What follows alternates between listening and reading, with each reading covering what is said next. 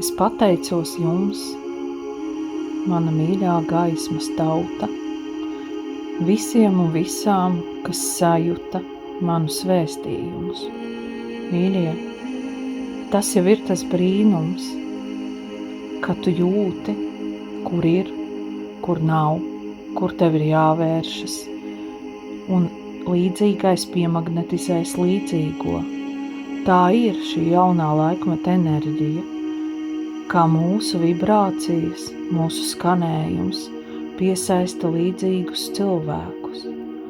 Un tas ir tas brīnumainais, kas nav aptaustāms, kas varbūt pat nav redzams, bet tā ir tā zināšana, ka tur ir, ka tur vajag. Es šodien svinu svētkus, jo atļaujoties darīt to īpašo, kas caur mani nāk, bet kam mans kritiskais prāts piekasās un traucē dažkārt ļauties, par ko man, protams, tēt nāk smiekli, bet tāds tas cilvēks ir. Es sasaucu jūs, gaismas ļaudis, un mana sirds un dvēsele dejo par šo.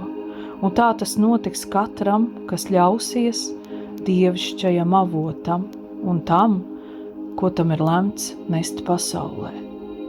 Un tas nāks caur vieglumu, caur iedvesmu, un citi jutīs, ka tas ir no avota, ka tas ir īsts, sirsnīgā pateicībā par esību, par satikšanos enerģijās. Jo mēs esam enerģija, mēs esam unikāla vibrācija. Katra dvēsele ir absolūti neatkārtojama vibrācija, kura atpazīst savu dvēseļu ģimeni no pirmsākumiem. Un tas ir tik skaisti atkal satikties.